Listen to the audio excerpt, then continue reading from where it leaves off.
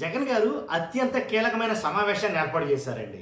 ఎలా అంటే 175 నియోజకవర్గాల సమన్వయకర్తల్ని పిలిపించి, ఇన్ఛార్జీలు పిలిపించి ఒక కీలక సమావేశం అయితే ఏర్పాటు చేశారు. ఆ సమావేశం చాలా వాడివేడిగా జరిగిందని చెప్పాలి. అంటే రెగ్యులర్గా జరిగే సమావేశాలు కాకుండా రాబోయే స్థానిక సంస్థల ఎన్నికల గురించి కొన్ని సంచలనమైనటువంటి వ్యాఖ్యలు పవన్ కళ్యాణ్ గారు చేశారు.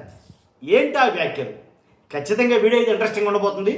ఎండ వరకు చూడండి, మీకు క్లారిటీ వస్తుంది. కొత్తగా మన ఛానల్ చూస్తే పక్కాగా సబ్స్క్రైబ్ చేయండి. ఎందుకంటే రాష్ట్ర ప్రజలందరికీ వాస్తవాలు తెలియాలి కాబట్టి మీ బాధ్యతగా మీరు లైక్ చేయండి. మీరు లైక్ చేస్తే ఎక్కువ మందికి ఇన్ఫర్మేషన్ షేర్ అవుతుంది. ఇప్పుడు ఎలా అంటే జగన్ గారు ఏర్పాటు చేసినటువంటి సమావేశంలో కొన్ని వ్యాఖ్యలు ఏం మాట్లాడారంటే, మీరు గనక ఈ స్థానిక సంస్థల ఎన్నికల్ని అసలు ఆషామాషిగా తీసుకుంటే గనక, లేదా మీరు ఎక్కడైతే ఇన్ఛార్జిగా వ్యవహరిస్తున్నారో ఆ నియోజకవర్గాల్లో ఏమైనా ఏకగ్రీవాలు జరిగినా కనుక మీరు నా దగ్గరికి రావసల్లా, మీకు ఎమ్మెల్యే సీట్లు ఇవ్వను అని కరాఖండిగా చెప్పినట్టు తెలుస్తుంది. ఎందుకంటే కనుక చాలా సీరియస్గా అయితే కనుక జగన్మోహన్ రెడ్డి గారు ఈ స్థానిక సంస్థల ఎన్నికలు తీసుకున్నారు.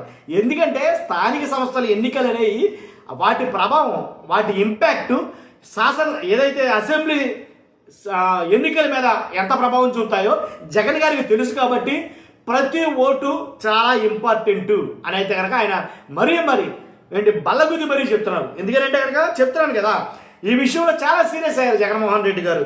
ఎందుకంటే చంద్రబాబు నాయుడు గారు ఈ స్థానిక సంస్థల ఎన్నికల్లో తన ఆధిపత్యాన్ని ప్రదర్శించడం కోసం కేసులు పెడతారు, భయపెడతారు, తాయిలాలు ఎర చూపుతారు. ఇలా 1, 2 కాదు, చాలా విశ్వ ప్రయత్నాలు అయితే కనుక చేయబోతారు. కాబట్టి అలా చేస్తారు అని అంటే కనుక దానికి సిద్ధపడి మీరు ఉండాలి. ఎట్టి పరిస్థితుల్లో కేసులకు భయపడకుండా మన కార్యకర్తలు కావచ్చు, లేదా ఎవరైతే పోటీ చేస్తున్నారో పంచాయతీ ప్రెసిడెంట్లుగా, సర్పంచ్లుగా, అలాగే జడ్పీటీసీ, ఎంపీటీసీ, మున్సిపల్ కార్పొరేషన్ ఏదైనా సరే, ఎన్నిక ఏదైనా సరే ఖచ్చితంగా సిద్ధంగా ఉండాలి అని కొన్ని సంకేతాలు అయితే కనుక జగన్మోహన్ రెడ్డి గారు అయితే కనుక ఇవ్వడం జరిగింది. ఎందుకని అంటే కనుక స్వేచ్ఛగా నిష్పక్షపాతంగా ఎన్నికలు జరిగితే కనుక వైఎస్ఆర్సీపీకే అందరూ ఓట్లేస్తారు. ఇది మీరు నోటీస్ చేసుకోవాలి. స్వేచ్ఛగా నిష్పక్షపాతంగా ఎన్నికలు జరిగితే ఖచ్చితంగా జనాలందరూ వైఎస్ఆర్సీపీకి ఓట్లేస్తారు. దాంతో తెలిసిపోతుంది కూటమి ప్రభుత్వానికి ఎంత వ్యతిరేకత ఉందనేది.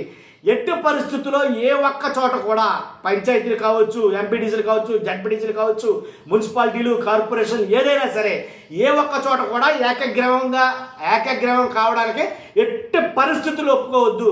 కాబట్టి ఖచ్చితంగా ఎలక్షన్ జరగాల్సిందే. ఎలక్షన్కి అభ్యర్థులు మీరు నిల్చోబెట్టాల్సిందే. ఒకవేళ రారు కుదరదు అనుకుంటే ఆఖరికి మీ కుటుంబ సభ్యులైనా సరే, ఎవరైతే ఇన్ఛార్జ్ ఉన్నారో అక్కడ మీ కుటుంబ సభ్యులైనా సరే బరిలోకి దించాల్సిందే. ఈ విషయాన్ని తెగేసి చెప్పారు జగన్మోహన్ రెడ్డి గారు. కాబట్టి ఆల్రెడీ గతంలో ఎన్నికలు ఎలా జరిగినాయో మీకు ఒక ఐడియా ఉంది. ఏంటది? ఉప ఎన్నికలు ఒంటిమిట్ట కావచ్చు, పులివెందులు కావచ్చు, అక్కడ జరిగిన జడ్పీటీసీ ఎన్నికలు ఎంత భయానక వాతావరణాన్ని సృష్టించారు. పోలీసుల్ని ఆసరాగా చేసుకుని ఎలాంటి పరిస్థితులు ఏర్పాటు చేశారు ఈ కూటమి ప్రభుత్వం మీరు చూశారు. కాబట్టి అంతగా 2 నెలలు మీరు ప్రిపేర్ అయి ఉండిపోండి, జరుగుతుందని ఊహించుకోండి. కాబట్టి అని చెప్పేసి జగన్మోహన్ రెడ్డి గారు చెప్పడమే జరిగింది. కాబట్టి ఒకవేళ ఎవరైతే మిమ్మల్ని ఇబ్బంది పెడుతున్నారో, ఎవరైతే కేసులు పెట్టాలనుకుంటున్నారో, ఏ అధికారులు అయితే మీ మీద వేరే రకాలుగా చర్యలు తీసుకున్నారో వాళ్ళందరి పేర్లు డిజిటల్ బుక్ ఉన్ననే ఉంది. ఆ డిజిటల్ బుక్లో మీరు ఎంటర్ చేయండి. వాళ్ళ పని మన అధికారంలోకి వచ్చిన తర్వాత చూద్దాం. వాళ్ళ గొడవ మన అధికారంలోకి వచ్చిన తర్వాత చట్ట ప్రకారంగా వాళ్ళకి ఏవేవి జరుగుతాయో అలాంటి శిక్షలు మనం వేయిస్తాం. దాంట్లో ఎలాంటి డౌట్ లేదు.